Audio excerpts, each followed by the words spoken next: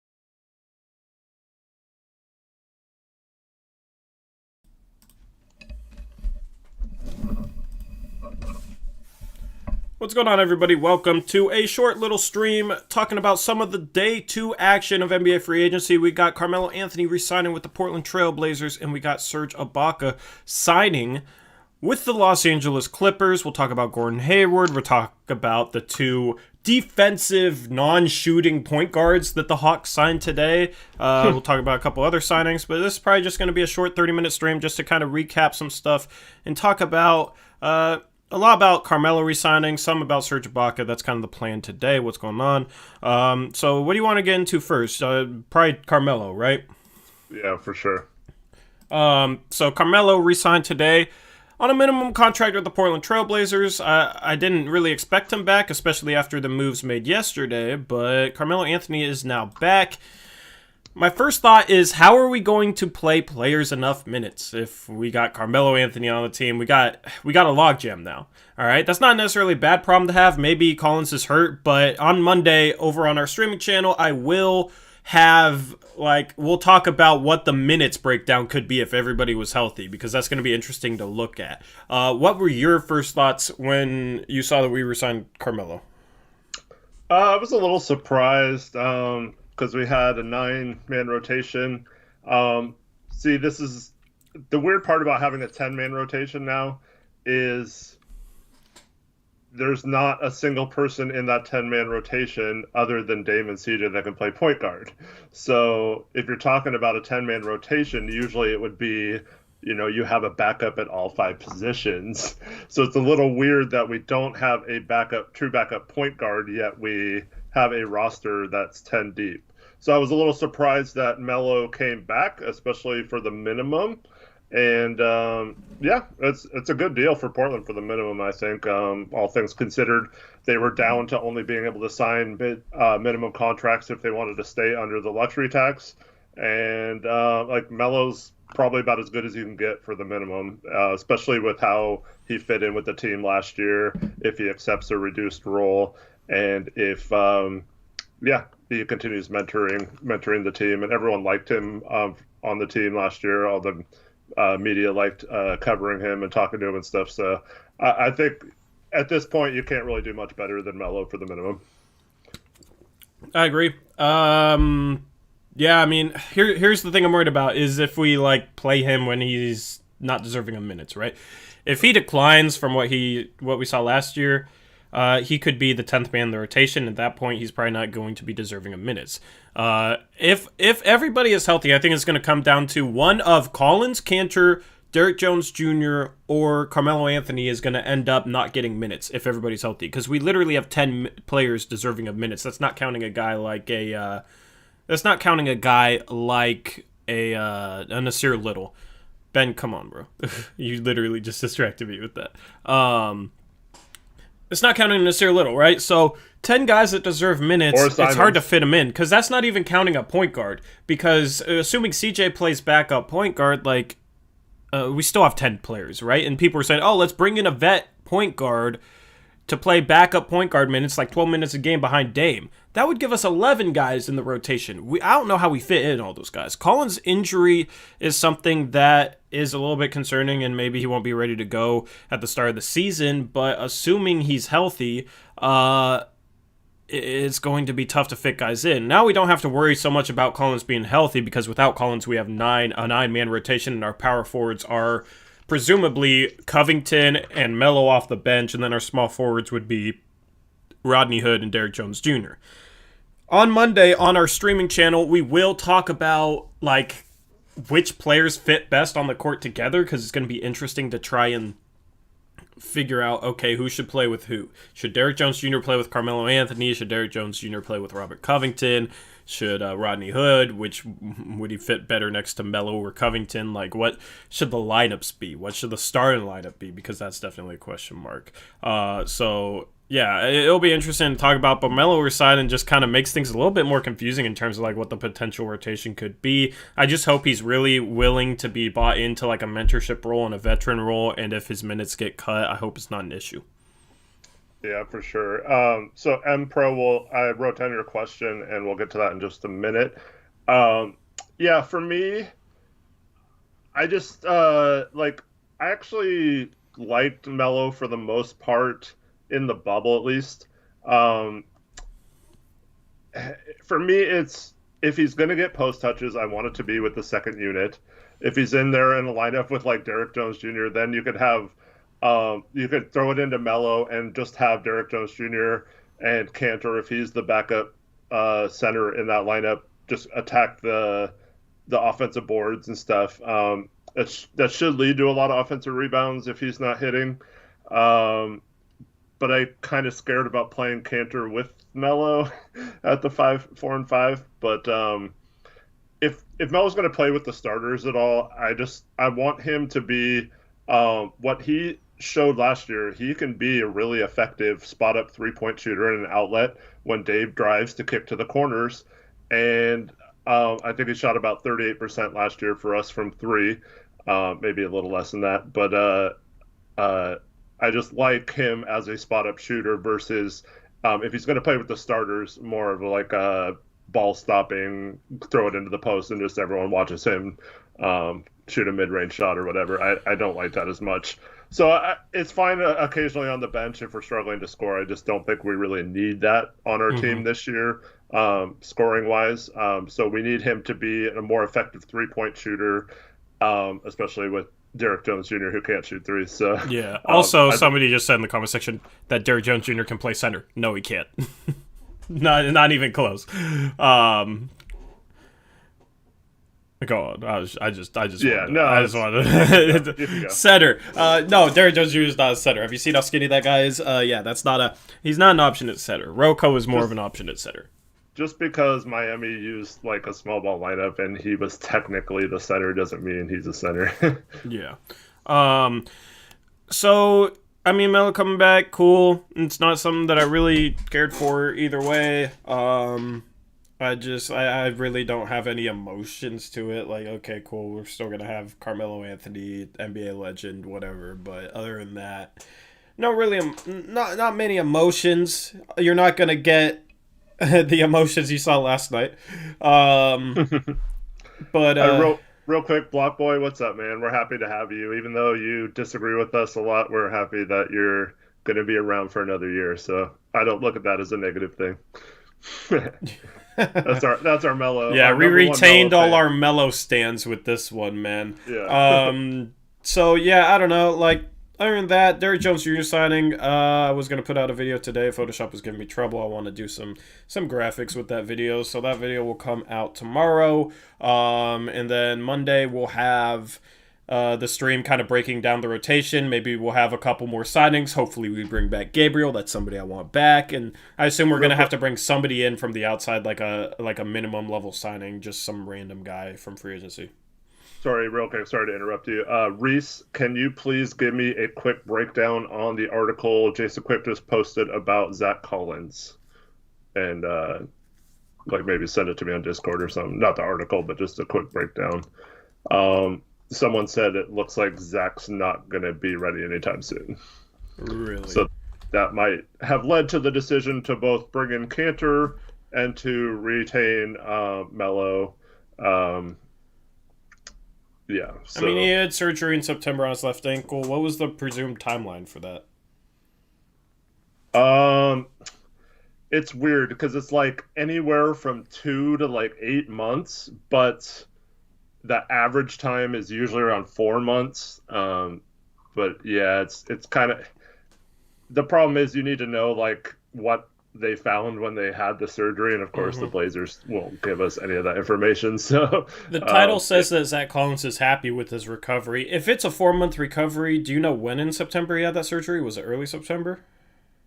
I think it was early September because it was right after. Yeah, if it was a 4 month recovery, he'd be set to come back sometime in early January, early to mid January. If it's longer than that, it could be February, whatever.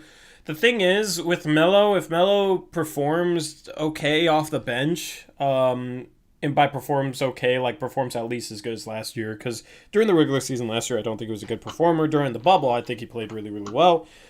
Um, like we needed Melo last year, considering our other options were Tolliver and Hazonia. Obviously, we need Melo. Now we have better options. Now where it's not like we're gonna be relying on guys like a Tolliver or a Hazonia. Honestly, those guys would be like the 13th and 14th most talented players on our roster right now, and we only have 12. Like, it's not even a question. Those guys were awful. But so now it comes down to if Melo can play well in a bench role, then you once Collins comes back, you would probably be in a position where they would consolidate via trade. You have 10 rotation guys deserving minutes. You probably trade two of them for one, maybe an upgrade. Problem is, we don't know when we can trade future first, so that makes things a bit tough. We don't have many seconds, so in terms of like our assets, it might be hard to get that much of an upgrade, but we would be in a position to consolidate, whether that's like a Collins into Jones Jr. They combined for about $14 million in salary. It could be a Canner and a Jones Jr. Collins could step in at backup setter, and that could be for a wing of some sort. We don't really know, but I do expect a consolidation trade once Collins is back and healthy. We just don't know when that will necessarily be. Hmm. And Boz is asking when we can trade Jones Jr. It's not till like a week into February. Yeah. Yep. So yeah, I mean, we'll just have to wait and see on Collins. I mean, I'm not as worried. It's nice to be able to have a guy that knows the team that can kind of step in and replace those minutes in Melo. Because honestly, Melo right now, I know the Melo stands will disagree with me. He is the 10th man on this team.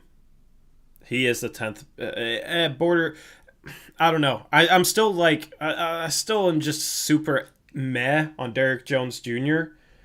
But like Derrick Jones Jr. and Melo, I feel like are the ninth and 10th men on this team. If Derrick Jones Jr. can be used properly, or if he learns how to shoot, or if his defense is really that valuable, then he'd probably be above Melo for me, making Melo the 10th guy, assuming Zach Collins is healthy, because Zach Collins healthy provides stuff this team needs, right? He provides a guy that can hit threes but also defend. Melo shot the three ball really well last year, but the seasons prior to that wasn't all that great, and he's a little bit of a ball stopper, and he isn't the best defender, right? So I would rather have the guy that can play off the ball, doesn't stagnate the offense at all, can knock down some threes and can defend than a guy who's a bit of a ball stopper, who has questionable defense. During the bubble, he played good defense. During the regular season, his defense was very bad.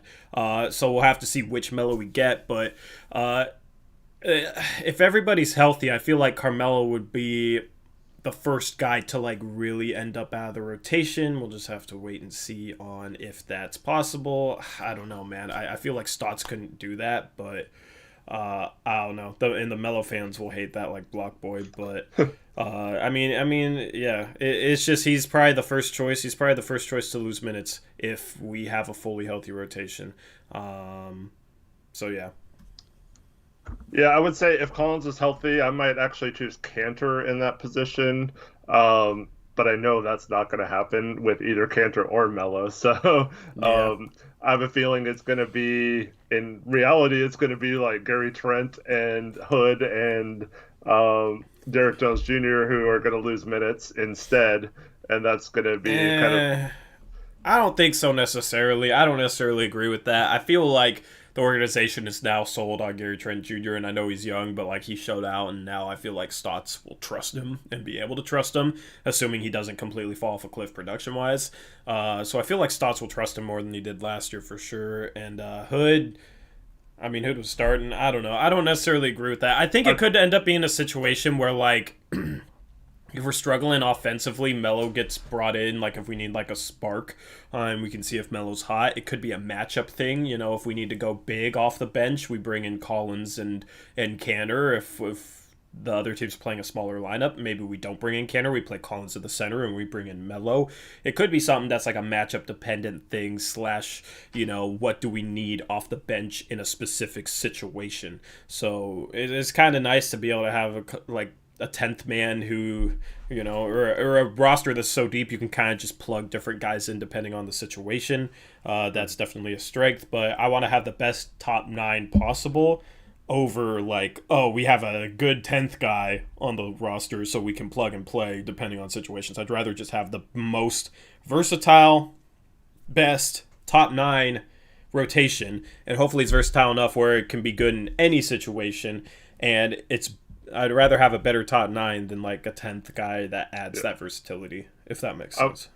And for the record, I wasn't saying that that's what I would do. I'm just saying I have a feeling, knowing Stotts in the past, he'll see a guy like Melo and Cantor and give those guys more of an opportunity over someone like Gary Trent, even though Gary Trent could be balling out and stuff. But, I mean, Gary Trent, if he continues to play the way he did last year, will make it impossible for Stotts to do that, and he'll look really, really foolish if that's, Yeah, I think everybody except for the Melo fans can agree upon Melo shouldn't be starting, though. He should not be starting. Because, bro, like, who's going to be the backup for if Melo starts and Covington starts? Like, we have a log jam at the wing. Derrick Jones Jr., I feel like, is more of a 3 than a 4. You have Rodney Hood, who's a 3. You have Gary Trent Jr., who's a 2/3. Like, just positional wise, it makes sense to play both Covington and Melo at the 4 spot, so you open up minutes at the 3 for a Derrick Jones Jr. and a Rodney Hood, and leaving minutes at the 2 behind CJ for Gary Trent Jr. and CJ running some backup point. And Melo doesn't provide us what we need in the starting lineup. We need 3-and-D guys. Like, I wouldn't, at this point, I would probably start Hood and Covington at the start of the season, because they're the closest thing we get to like a legitimate 2-way combination. Like, Hood isn't necessarily great defensively, but his shooting is phenomenal. Worked well in the starting lineup. But then Covington, we know what he can bring on both ends of the court as a shooter and as a defender. Melo wasn't efficient last year, isn't that defender that we need, is a worse shooter than a Rodney Hood from 3. Like, it doesn't make sense to start Melo. We don't need another isolation scorer in that starting lineup. We have 2 isolation scorers, and then we need to run the ball through Nurkic and utilize his playmaking. That's what we need in the starting lineup, and we need a good defensive lineup as well. That's what we need. We don't need another isolation scorer. Yeah, I kind of get what you're saying. I just want to say for the record, Blockboy and I had a discussion on Twitter earlier, and he agreed to finally differentiate between you and me when it comes to Melo, because I always get the tweets from him saying like, how dare you say that? And I'm like, I wasn't even the one that said that, and he like thinks I'm like the biggest Melo hater ever for some reason, even though I've been a lot less. Well, here's the thing: if you say anything, but if you say Melo should come off the bench, they label you as a Melo hater. If you say, oh, Melo shouldn't play 40 minutes a game, you're labeled as a Melo hater. I feel like a lot of the Melo fans, if you don't think he's like the best player on this team, or as good as Dame, or as good as CJ, you get labeled as a Melo hater. That's what I've kind of dealt with from Melo fans. So I don't even like, I try to just stay away from like even getting into those conversations, because mostly it's like, oh, Melo shouldn't start? What are you talking about, man? Melo's awesome. Go Melo. What are you talking about? You're dumb. Like, that's how the conversation goes. Yeah, and I know like most people think that way, but there's a big group of Melo fans that if like one of us says something, they think we're both haters or whatever. I just hope you take Block Boy's lead and try to differentiate between what he's saying and what I'm saying. Trust me, nobody here hates Melo, bro. And a lot of my hate from Block Boy came from suggesting that I didn't want Melo to play the 3. I wanted him at the 4, and he just like could not get along with that. So, yeah, that was my only thing about Melo in the bubble is like I didn't think it was good to have him as our starting 3 when we expect so much defensively out of our small forward. But yeah, and he played maybe the best defense of his career, and we were still a very poor defensive team with Collins and Nurkic there. So that's the thing. And he was Block Boy. You weren't very high on Gary Trent, and he proved you wrong in that regard. We're giving this man too much attention right now. All right. But yeah, so cool. We signed Carmelo. We'll see who else we sign, and then we'll kind of break down the rotation on Monday. I assume we'll kind of have the roster filled out by then, and we can break down what the minutes breakdown could look like. And that'll be kind of fun to try to do. And just so everyone knows, so we have 12 players under contract now. We have to have 14 on the roster. So that leaves 2 spots available for basically minimum if we're going to stay under the tax. One of them is going to have to be most likely a minimum that's in his first or second year. So yeah, I'm expecting the 2 last spots to be CJ Ellaby for $900,000 and Wendy Gabriel for whatever his minimum is. What is the cap hit for Melo? It's 1.62 million. Then we could sign Ellaby into like minimum contract. We could fill out a roster with 15 standard of the tax. No, I did the math. I mean, I had the spreadsheet and I plugged it in there. So unless that entire spreadsheet was wrong the whole time, then we can do it. I can bring it up too. I don't know how we're getting different numbers because I was going off the numbers you gave me. I mean, I was just. Okay. It's borderline though. Because what's our salary number with Hood and with Derrick Jones Jr. making 9.3 and Hood I assume 10 because there's a little bit of wiggle room because like I literally was trying to talk to you about this before the stream went on. You said you didn't want to hear it or talk about it tonight. So yeah, actually we'll save that. We'll save that for Monday. I mean, like we don't even need to necessarily like tell you guys, okay, this is what we could do now, because it's kind of irrelevant who like the 13th, 14th guy is. I just want Woodyard back. That's about it, and we'll see who else we sign. So we could just recap what we did and like show what, like we can talk about the math of it on Monday, and we can save that. Yeah, you're right. Let me address Westbrook. Okay. We kind of talked about that already. So let me just answer his question first because he keeps asking. So Westbrook asks, do you guys think not signing a point guard means we're planning on giving Ant the backup point guard minutes? I mean, I don't know if you didn't hear us talking about how there are no minutes for a backup point guard. Like, yeah. So that's why we have a log jam already if Collins is healthy. If Collins isn't healthy, we still don't really have minutes for a backup point guard. That would have to cut into like, I don't know. I think CJ will be the backup point guard. If not, it would probably be Ant, because there's only 12 minutes to go anyway. And we don't know if we're not going to sign a backup point guard because we still have 2 roster spots open. So that's a good question for Monday. That's the thing. That's why I'm waiting to break down the minutes, is because we don't know necessarily what the last 2 signings are going to be. The thing is, they have to be minimum contracts for us to stay out of the tax. So they're probably not going to be guys worth being in the rotation, but I just want to wait and see, and then we can like break down the numbers, break down minutes, break down all that type of stuff once we get to that point. Before that, we'll just see what happens. If they do decide to be a tax team, we still have our biennial exception for $3.7 million, but like since we have 10 people on the roster, it doesn't make a lot of sense. Yep.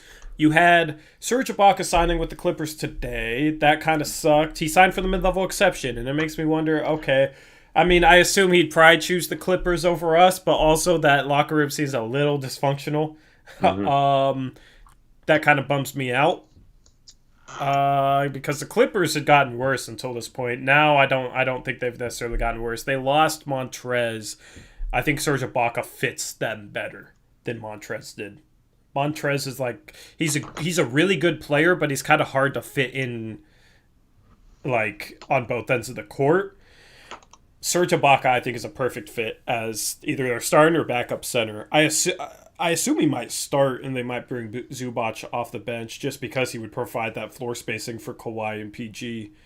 If not, he could replace Harrell's role as kind of that bench big and probably finish games as well. Yeah, so great fit. And I'll answer M Pro's question because he was talking about this. So he asked, so does the vet signing with Serge signing with the Clippers and Millsap going back to the Nuggets pretty much mean that we couldn't have signed those guys and that we should have, like, the signing of Derrick Jones Jr. is a little less bad then. So here's my thing. So Serge Ibaka obviously got a ton of interest from other teams, right? Yeah. But last night, going into free agency, the Clippers didn't know they were about to lose Harrell to the Lakers. So if you call Serge Ibaka right at the start of free agency, you could have maybe gotten in with him before the Clippers did. I'm not saying it's like I've been saying this whole time he would be my first phone call, but it was very unrealistic that he would come here. But the fact that he didn't take a bigger deal and he waited till a day into free agency before he actually signed with the Clippers, who didn't even know they were going to have a hole to need to sign him, makes me think that maybe just if makes a team you showed wonder. interest right away, maybe. Yeah. So I mean, I assume Olshey would. It's just like, yeah. But then again, I don't know. I just wonder, man. What if Olshey used the traded player exception on a forward, and then saved the mid-level exception for like an Ibaka? You know, like if he used the trade player exception on a Bielitsa, who I really wanted, I'm bummed about that.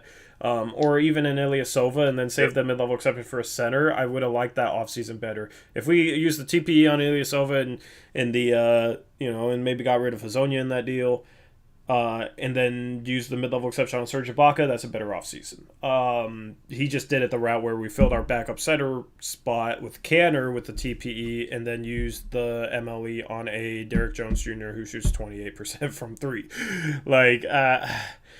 It's people will say it's a great offseason because we improved a lot, but we told you guys before this offseason we're in a very strong position heading into the offseason. I expected a little better offseason than this, to be honest, and maybe that's me setting myself up for disappointment, but after the Covington deal, it was just get one Paul Millsap would have been phenomenal. Yeah. Ibaka would have been phenomenal. But even if it's not one of those guys, like an Aaron Baines and a Bielitsa would have been better than this. And Aaron Baines and an Ilyasova, I feel like would have been pretty equal to a Canner and Derrick Jones Jr. Maybe even better. And that's Baines. That's Aaron Baines and Ersan Ilyasova. No, neither of those guys are all that great. They would have been really good fits. Our shooting would have been a lot better. Our defense might have been a little bit worse. But Baines is a better defender than Canner is, and Ilyasova is a decent defender, just not the defender Derrick Jones Jr. is. So I think our defense would have been relatively equal. Shooting would have been better fits. I mean, that's Baines and Ilyasova. We probably could have gotten both those guys if we wanted. So that's the thing.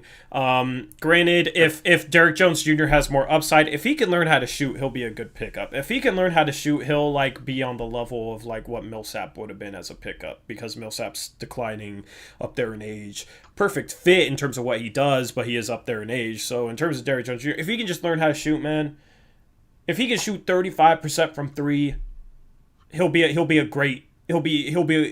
good pickup, in my opinion. So that's all I'm holding out hope for. Okay, hopefully he comes here and just raises his 3-point percentage, because the shot doesn't look that broke. So that's my optimistic. That's my optimistic part. Yeah, put this guy in timeout. Screw off and don't watch me then, bum. I ain't gonna play that. You gonna talk trash in the chat. But yeah, so Derrick Jones, I don't know. There's more upside with what we did, but in terms of what to expect, my expectations are kind of We did get a lot better. But I expected us to get a lot better. So that's the thing. If I grade it like a B or B minus, then that's not necessarily saying we didn't get better. I just expected us to, and I'm holding us to the standard of like kind of what I expected out of this offseason. So yeah, we'll wait and see. But Serge Ibaka is a great pickup for the Clippers. Do you think they got better? I think Ibaka fits better than Harrell. I mean, obviously, Harrell's still younger and, he knew their system and stuff. But I think this is like just the right tweak because Serge is a really good vet presence. It's just the right tweak to kind of stabilize that locker room. And I think they'll end up being a lot better off in a normal season versus the bubble situation. Well, it's that, and then they basically just straight up swapped Shamit for Luke Kennard, who's better. Yep. So they got better. People were sleeping on the Clippers this upcoming season. I think they're still right up there with the Lakers. They had a bad series against Denver, had some issues in the locker room, supposedly. Hopefully they can sort that out for them. Not for us, because I want us to beat them, and we have a chance at being the 3 seed. And if they're the 2 seed, that could be a second round matchup. But in their case, if they can just sort out some of those locker room issues, get Paul George playing better in the playoffs, they have more talent around that too. They have more shooting from the center spot in Serge Ibaka. He's like a perfect fit, 3 and D big man that can play either big man spot. And then you got Luke Kennard shooting out there, who I like Luke Kennard a lot more as a player than Shamit. I think he's a more consistent shooter. That's a better lineup. And people look at the Lakers like, yes, they did add Schroeder and Harrell, but those two guys' fits are very questionable for me, whereas like Serge Ibaka is a great fit. They upgraded fit-wise. Serge Ibaka would have been better for the Lakers than Montrezl Harrell. He's better for the Clippers than Montrezl Harrell. Even though he's not necessarily better player talent-wise, just the fit and how it fits next to stars like a Kawhi, PG, LeBron, AD, Serge Ibaka was a better fit. Yeah, what's funny is like everyone's talking about how the Lakers are for sure the number 1 team, right? Mm-hmm. Yet we made moves seemingly to beat the Clippers, but not the Lakers, I feel like. So obviously getting a Rocco and a Derrick Jones Jr., we're more equipped to handle Paul George and Kawhi Leonard. But like it's I don't know if offensively we're more equipped to handle them, but defensively I feel like we brought those guys in to stop them, but those 2 guys aren't necessarily the best defenders on LeBron and AD, which is what we had a problem with. So I'm hoping AD or Wenyan and Zach Collins can continue to grow, and one of them can become a AD stopper. Otherwise, we might have an issue over the next couple of years with the Lakers. Yeah, and here's the thing. Like, here's why Schroeder is a worse fit. Right? Let me look up his stats because I'm curious. I want to kind of like lay it out for you guys properly. So Dennis Schroeder was very meh before last season for me. He was consistently a guy that couldn't knock down threes. All right. Just starting from his rookie season to now, he shot 24%, 35%, 32%, 34%, 29%, 34%, and then last season he shot 38.5%.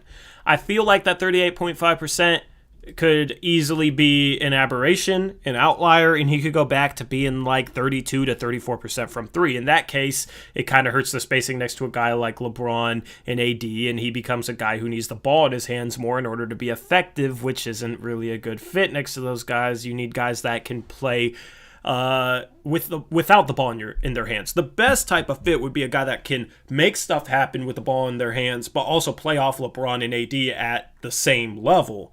If Dennis Schroeder isn't able to knock down threes like he did last season, then he's going to be a guy who needs the ball more in his hands, and he's going to be better with the ball in his hands than he is without the ball in his hands. And that means, okay, what? You take the ball out of LeBron and AD's hands and put it in Schroeder's, or he has to run the bench unit. In that case, like, you still probably have one of LeBron and AD on the floor. It's just a strange fit in that regard. He's also not He played decent defensively last season, I think, but the season before that, he really struggled on the defensive end as well.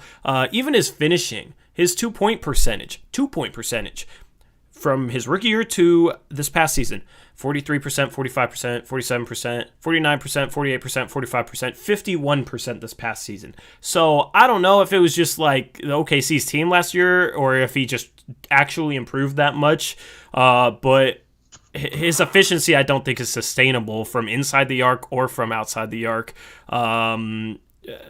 Just compared to like who he was before. So maybe he improved, but it's very possible that last year was an outlier and now he's overrated just because of what he did last season. As far as Montrezl Harrell go, he's not a shooter. He's very iffy defensively. AD can help cover for some of his rim protection because he's just not the biggest guy. But a guy like that doesn't really protect the rim and it doesn't shoot well and can clog the paint. Like they had Dwight and JaVale, so they kind of had that before, but still like Ibaka would have been a better fit just because he could have just spaced out and given more spacing for like a LeBron AD pick and roll and would have just opened up the interior for those two guys to attack it. So that's why I think like Harrell and Dennis Schroeder are kind of iffy fits. Here's my counter to that. I agree that Ibaka would have been a better fit than Harrell, but if you just look at it from the point of view of who got major minutes at the point guard for the Lakers, it was Rajon Rondo, Alex Caruso. Who else played point guard? I know LeBron plays point, so they don't really have to have a true point guard, but Dennis Schroeder's better than all those guys. And then if you look at like Dwight Howard and JaVale McGee, Montrezl Harrell is miles better than those two guys at this point in their career, at least. So I feel like they did upgrade those, even if it's a slight upgrade or whatever in terms of their because it's a weird fit role-wise, but if those players accept those roles, I feel like they will be better than they were last year, which is kind of scary. Here's my counter to that. If you look at Dennis Schroeder 2 seasons ago, not last season, if he's who he was last season, then he's fine. That's a great pickup, But if he's who he was 2 seasons ago for OKC, had a true shooting percentage of 51%. He was inefficient. The thing is like he forced 2 seasons ago. He forced a ton of shots. Like he shot a ton of shots. He was kind of a guy that once he got the ball, like a shot was going up. He shot 14 times per game and 29 minutes per game.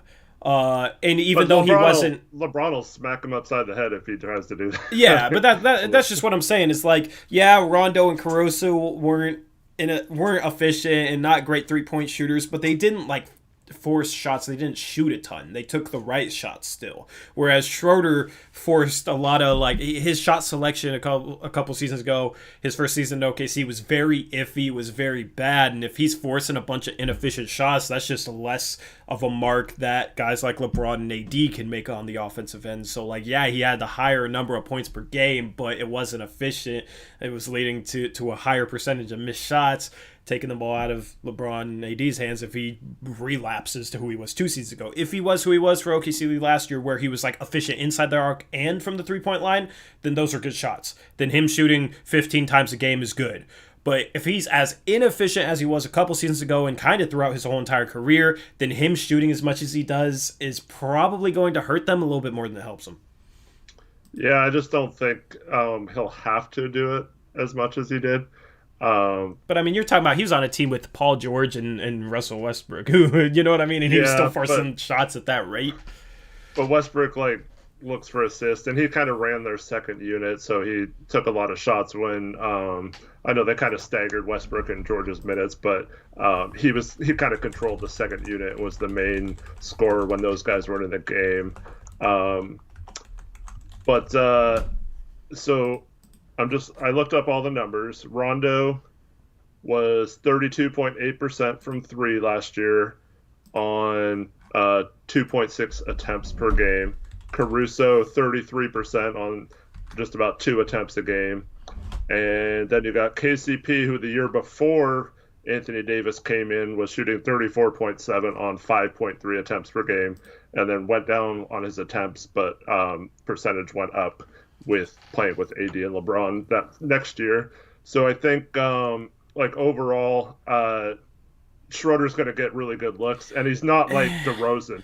Because like DeRozan, in my opinion, I would completely agree with what you're saying because he doesn't he can't shoot threes at all, so it doesn't fit. But Schroeder, if he's getting better looks, he's a decent enough catch and shoot three-point shooter that he can definitely knock those down. Rondo did not shoot the ball better this past 2 years in LA than like the 3 seasons before that. So starting 5 years ago, 2015, 2016. Starting that season in Sacramento, Rondo shot 36.5% from 3. The following season in Chicago, he shot 37.6% from 3. The following year in New Orleans, he shot 33.3% from 3. And then the last 2 seasons in LA, he shot 35.9% and 32.8%. So I don't think he was necessarily shooting better than his previous stops before that. So I don't know if it was something where like Rondo, I don't know. Like what? I mean, Rondo's a vet. He's not going to shoot much differently, but like he's just like an old player now. But my point was that he was getting the attempts per game that Schroeder's going to get, and he wasn't shooting a high percentage. So if Schroeder shoots better than 32.8% or 33% like Caruso did on those combined 4.6 attempts per game, that's better for him than... I just think there's a solid chance Schroeder is a 32 to 34% three-point shooter next year.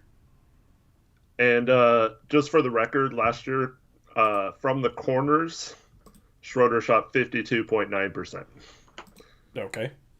I mean, last season he shot insane compared to the rest of his career numbers. Yeah. Like, you know what I mean? So I don't know, bro. I ain't saying he's gonna shoot bad. Okay, he could shoot like how he did last year for OKC. I'm saying we don't know. I'm saying that he could end up being the 3-point shooter he was before. Like, it's not guaranteed with him. It's not like he's consistently shot 38.5% his entire career. That was just last season, and before that, he had never shot. I don't think he had ever shot over 35%. So I just feel like you don't know. He's also not a good defender. So I don't know. You put a guy like that's the thing with Rondo and Caruso. Those guys can actually defend. Schroeder isn't that type of defender. So if his shooting regresses back to what it was, he might not be a good fit there. He might not be much of an upgrade over a guy like Rondo. I will say I think especially if you look at all the people who got traded in the last few days. I think there were possibly better fits out there with if you combine Green and a second round pick, like someone who got traded, Seth Curry. That guy would have been might have been a little better fit for what they were trying to do, and you already have the great defense around him, and Curry could guard point guards. I think that would have been a really good move.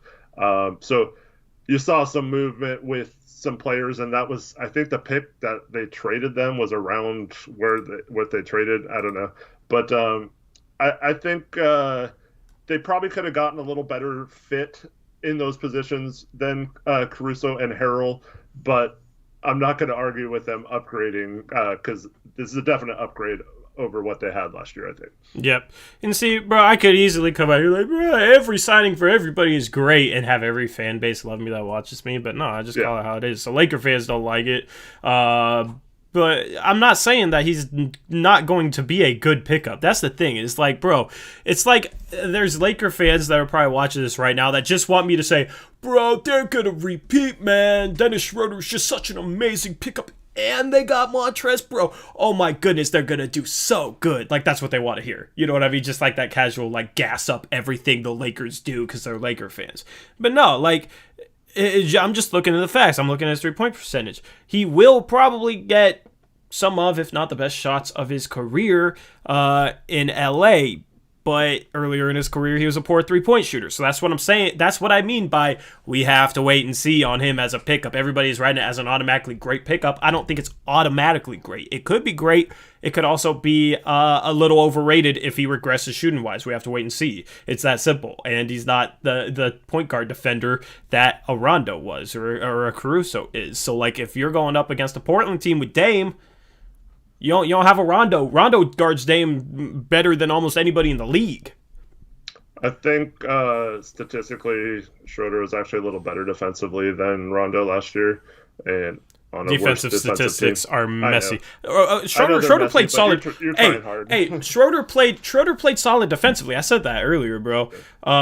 Schroeder played solid defensively last year. Earlier in his career, he was a very poor defender. So I don't know. Like last year, I don't know what it was. Maybe it was a situation like helped him play great. But like last year, he played far better than he did earlier in his career. So I'm not gonna say he's automatically gonna play like that until he does it consistently, like over the course of a couple seasons, right? You have like a six. You have how long has he been in the league? He's been in the league for 7 years. All right. I'm just saying that 1 year doesn't mean that he can't play like the other 6 years he's been in the league. Like that's not a crazy thing to say. So.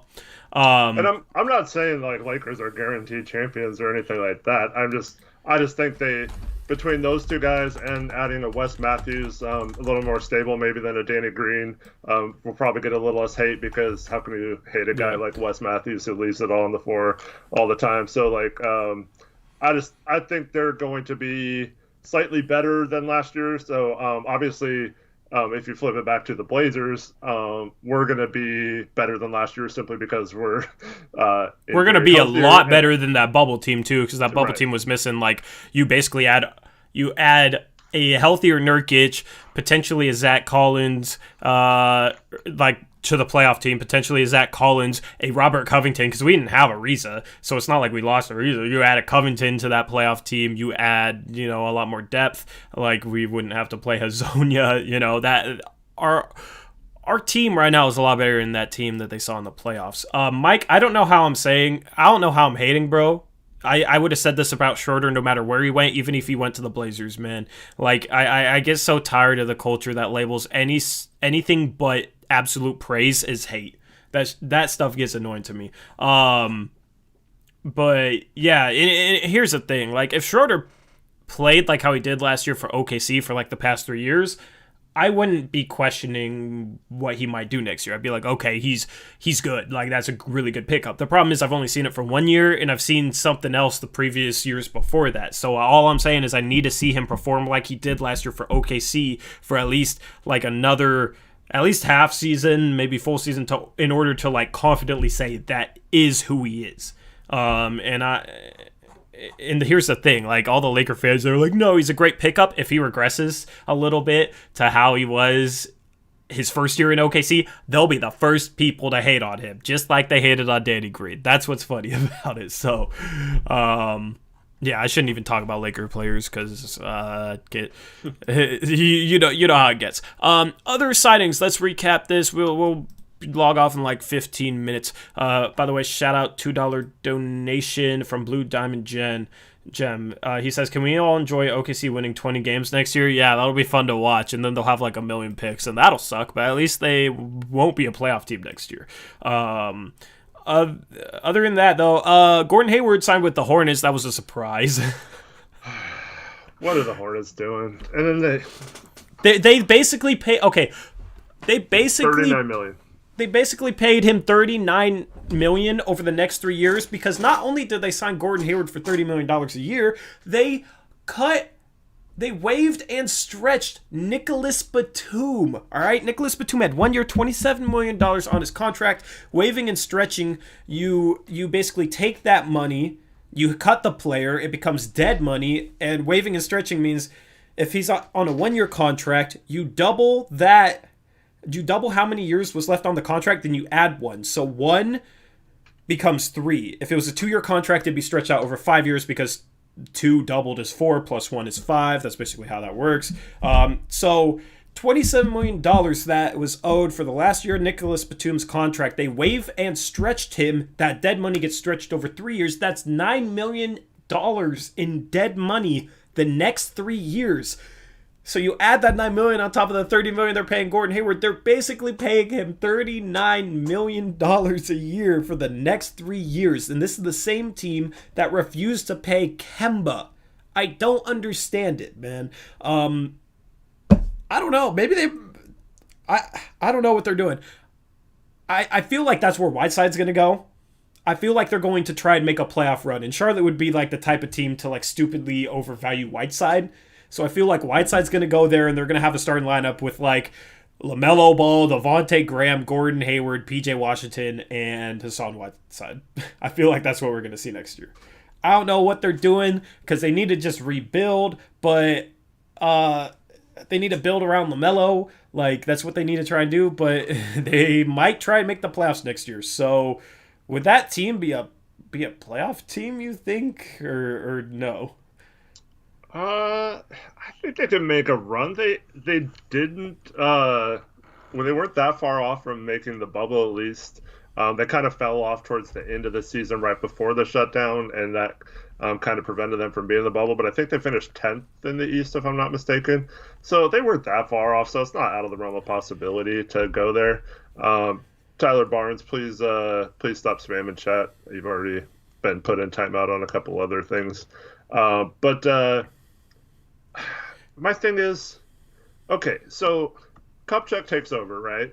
Mm-hmm. He's in a horrible, horrible situation where at least they had most of their picks, but they had a situation where they had Biyombo making like $19 million for several years when he got there. They had Tyler Zeller locked up for several years, or Cody Zeller, sorry. And then they had Batum on a max deal. They had Michael Kidd-Gilchrist at like $13 million a year for several years. They had Marvin Williams for like $15-16 million. Like their cap situation was bad. And then last season, they bought some of those guys out. They finally are in a situation, even with Batum's contract, that they have cap space. And what do? The second they're free of all that cap space, they have now Batum's dead money on their books for 3 years, and they sign a guy who it just doesn't make sense to sign Gordon Hayward to that team. Like, okay, so you make the playoffs and you get bounced in the first round. Like, was that worth $120 million to give Gordon Hayward? Like, I just don't understand, like what they're doing. It's just so confusing when teams do this. Between them and Detroit, I don't really know who's making the worst decisions right now, but it's just baffling to me that NBA teams can just seemingly not get out of their own way when it comes to signings and stuff. Yeah. And it's not like Gordon Hayward is like a bad signing, or like if you just wanted like Gordon Hayward, but like who else was going to give him $120 million for 4 years? Like I guess it was smart of him to opt out. Now I was calling him stupid for opting out, but like he must have known that Charlotte was going to be stupid. But yeah. I can't wait. Anybody that starts spamming, just put at this point, if somebody starts spamming and it's not a name you recognize, just permaban them. Also, you know what I'm gonna do? At this point, I am enabling slow mode, which means it'll take 30 seconds before you can post a comment again because of the spammers. So yeah. That way we'll have to deal with the spams. No, I do not miss Rio. But yeah, it's just I don't get it. And you just had cap space to make signings. If you're Charlotte, you could have signed like someone that fits your timeline a little better. You went young with LaMelo, and it seemed like they were set up to have a brighter future than they now. Like I don't know. I have no clue what. I don't know what they're doing either, and, bro. Go ahead. I can't wait till we get in season and we don't have to deal with like spam and a bunch of just random people, man. Appreciate those of you tuning in and actually we'll conversate. This is a little much, bro, this entire week. Did you read the article about the Milwaukee Bucks front office? No. Oh my goodness. What happened with the Okay. It was a Bogdanovich thing, I assume. That was a very small part of several other things, okay? Mm-hmm. Reese, help me out here because I'm gonna miss stuff because it's so many things. Okay, so before I say this, to anyone out there who thinks that Tori and I should shut up because we're not a GM and GMs of all 30 teams know what they're doing and there's no way we could know more than any of them or anything like that. I present to you the Milwaukee Bucks. Okay, so these dumbasses, who's ever their GM, I don't even know his name. They sign Pat Connaughton yesterday, right? Mm-hmm. 2-year deal. I think it was like $4 million a season or something like that, right? Mm-hmm. So 2 years, like $8 million, right? Turns out today they messed up his bird rights somehow, so they couldn't even sign him to that contract. So they had to sign him to like a 3-year deal at $16 million instead, just because like they forgot about some clause in his contract making it so like he couldn't sign that contract. Oh, it was because they gave him a player option on his second year, and if you use bird rights, you can't do a 2-year contract with with a player option for the second year. So the dumb GM didn't even know you couldn't do that. So the NBA was like, no, you can't do this. And then they had to like re-sign him for twice as much money over 3 years, just to make it work within the concept of the bird rights. And then I guess they were presented an opportunity. They signed DJ Augustine today, for like 3 years, 21 million, right? And they were presented an opportunity to work that deal into the Drew Holiday deal, which would have saved them from getting hard capped, because or they still would have been hard capped, but it would have saved them from I forgot. Like, there was so much stuff to this article, but Why like, would they have still been hard capped? well, because they were signing and trading for DJ Augustine, so that would have hard capped them. Oh yeah. But there was something that would have saved them from then like being able to use the money on Pat Connaughton instead of his bird rights, and then they could have done that contract. But anyways, they declined it because they wanted to word it weird. Like, the only thing that would have been different is it would have been like less money in the first year or something, and they might have had to give like a second round pick or the rights to someone to the Magic, but they wouldn't have really cared what it was that going back, because they would have generated like a small trade exception or whatever. And so like they declined to even like consider it or something. And then there was something last year about how I gotta bring this up. Hold on. Well, then obviously the Bogdanovich situation, they messed up. But there was something last year. It was along like the same lines with the same GM. Hold on, I'm reading it real quick.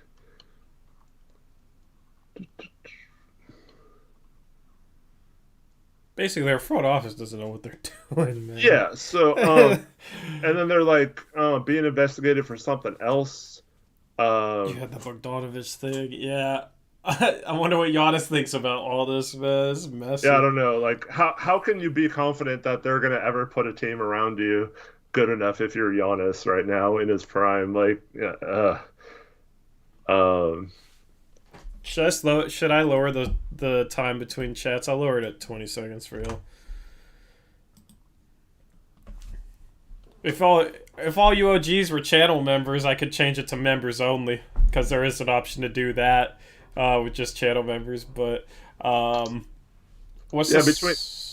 that and then the Kings, like, you know, messing that up. I guess the only thing that botched it up was them like releasing the information about the trade early. Otherwise, it might have happened still, because they could have gotten talking to Bogdanovich, and he's still unsigned to this time. So that might have worked but I guess the GM like told someone that they were making the trade, and that's how people found out about it. And yeah. Somebody, Pineapple said, can you make a mock rotation? We will on Monday on Blazers Uprise Live. If you aren't subscribed to our secondary streaming channel, you can go do so by clicking this link right here. Oh, and so... oh, wait, no, wrong link. Hold up. Remove. Click this link right here. I'll comment it, and it should be in the description below the video. And that is how you can subscribe to that channel. We'll be streaming Monday, 9 p.m. Pacific time. And then, yeah, I want to talk about another signing today. So, the Miami Heat, not that we would have wanted the second guy in this that I'm going to talk about, but for less than we gave Derrick Jones Jr., the Miami Heat got Mo Harkless and Avery Bradley for less than we paid Derrick Jones Jr. They got Avery Bradley too. I missed that. Yep, they got Avery Bradley for 2 years, like $9.1 million or something like that, or maybe it was a little more. Maybe it's 2 years, $11 million or something. But what's up, Shervin? Welcome to Starter membership. What's up, Shervins? Appreciate it, bro. Welcome to the Uprise Army. So yeah, it ended up being like $9 million for Harkless, and I guess apparently Harkless said he turned down more lucrative offers to go to a contender, but that makes me think that those lucrative offers were like from the Knicks or like other teams that weren't contenders. So I'm telling you right now, like I would rather have the full mid-level exception paid him $9.3 million than to have Derrick Jones Jr. I know that's probably gonna rub some people the wrong way, and I won't trash it, but they got the Heat. I agree with that if Derrick Jones Jr. doesn't improve his three-point shot. If Derrick Jones Jr. could just randomly become a 35% three-point shooter, I'd rather have Derrick Jones Jr., but if he doesn't improve his shot, I'd rather have Harkless because Harkless is a better shooter and can do a lot of the things that Derrick Jones Jr. can do.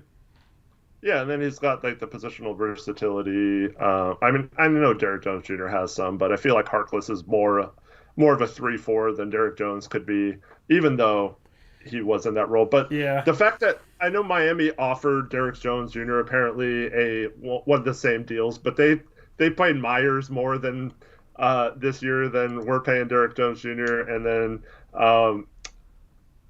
it's just frustrating that they, instead of re-signing Derrick Jones Jr., they chose a different route and got two maybe better fits for them because I mean, I know Derrick Jones Jr. also got injured in the playoffs, but I mean, he was not a part of their regular rotation in the playoffs, though.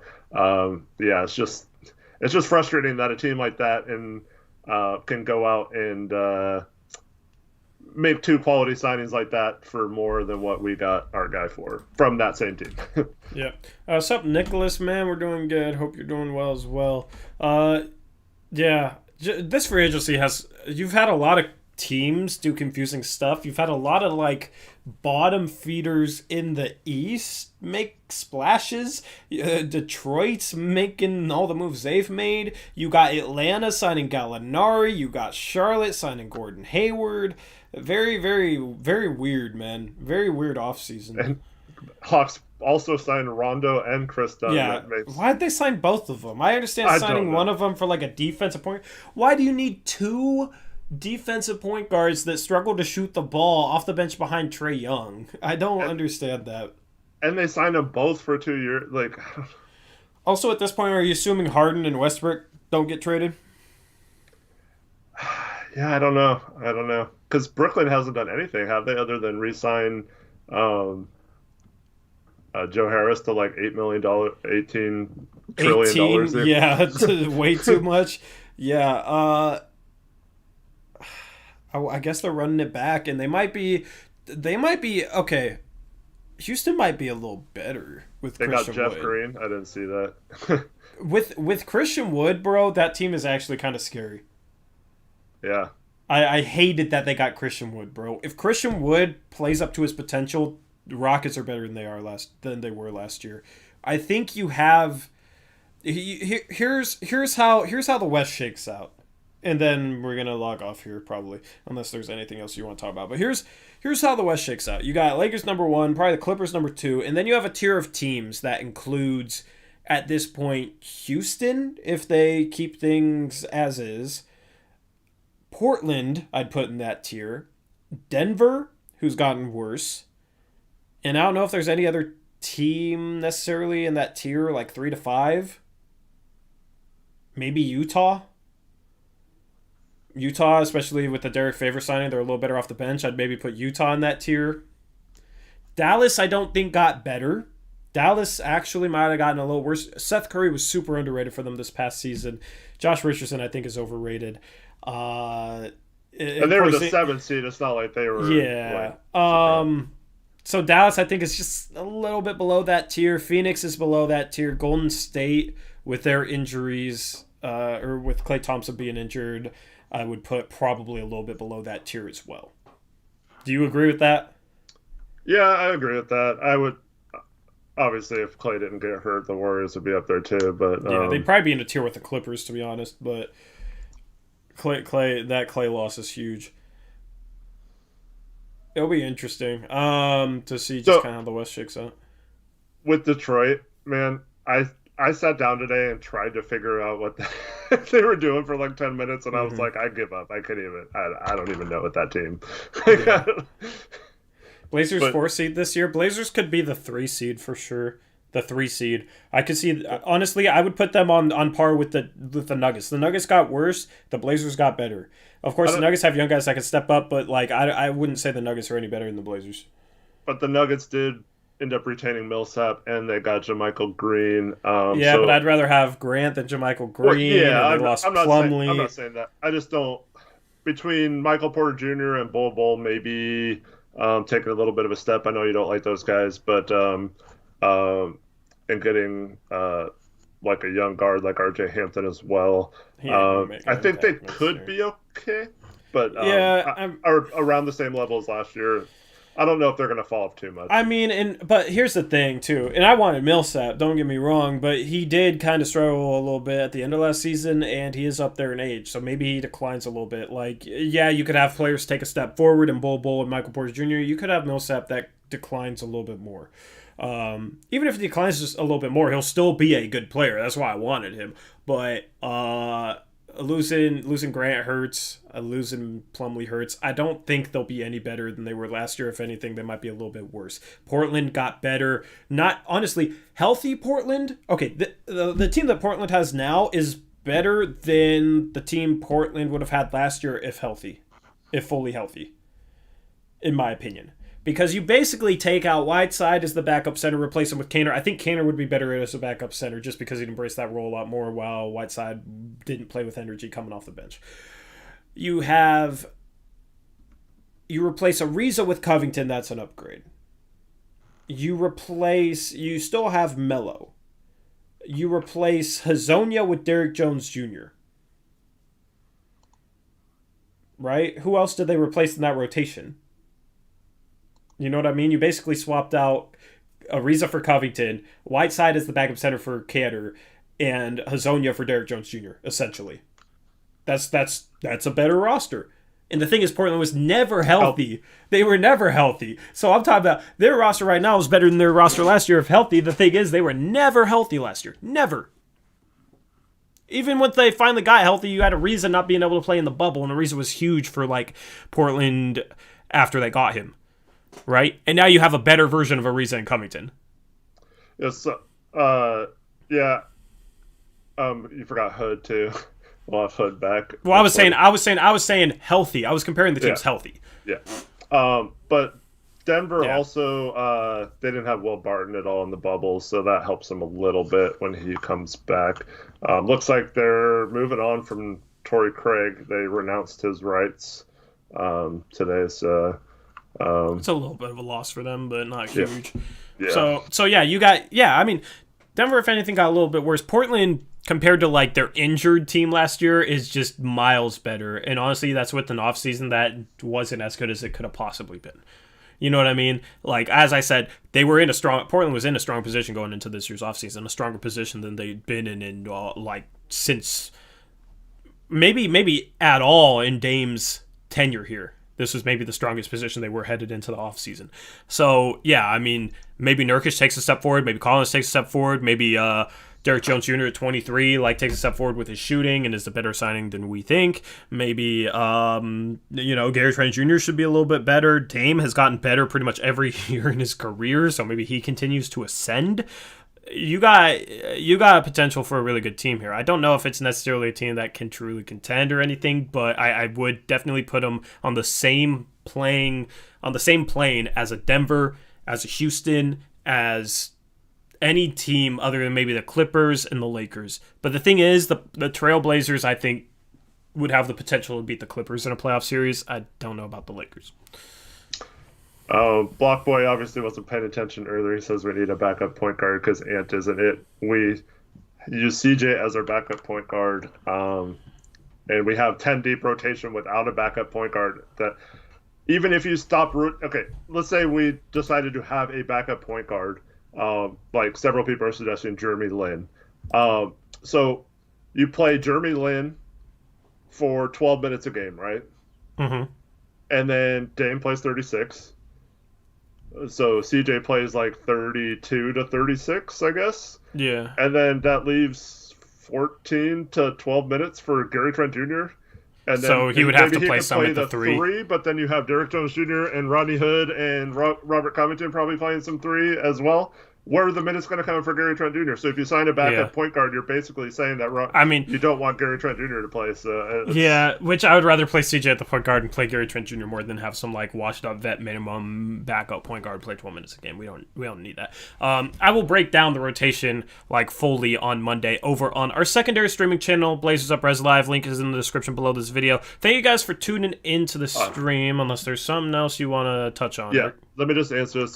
Blue Diamond Gem was asking about if we stream after games. Yeah, so... we do post-game streams, yep. We do post-game streams after every game. We have a show at least twice a week. Might bump back up to 3 times a week, depending on like how many post-game shows there are during a week. But yeah, after every Blazers game, maybe not every preseason game, but all the regular season games, we will be right here for you with a post-game show. We will do it after preseason games. So probably... we do post-game shows during the season. We'll do them on this main channel. For the preseason post-game shows, we'll probably do it over on our secondary streaming channel. Just subscribe to both if you want all our content. So yeah, we do post-game shows. We break down games. It's a lot of fun. So if you're new to this channel, just subscribe and stay tuned. I'll kind of announce some of the things we're going to do for the 2020-2021 season starting soon. Like, that season starts soon, so in the next couple weeks should have something for that and should have an announcement on some of the content we're going to be doing for it. So yeah, sub if you're not, so you get and then turn on notifications so you get notifications when we go live. Mm-hmm. If something big happens tomorrow, we might have a day 3 stream recapping free agency. But with that wraps up day 2. Thank you guys for tuning in. We will catch you guys later. For all the Blazer fans out there not trolling us and talking trash to us in chat, appreciate it. We'll catch you all later. As always, peace out. Go Blazers.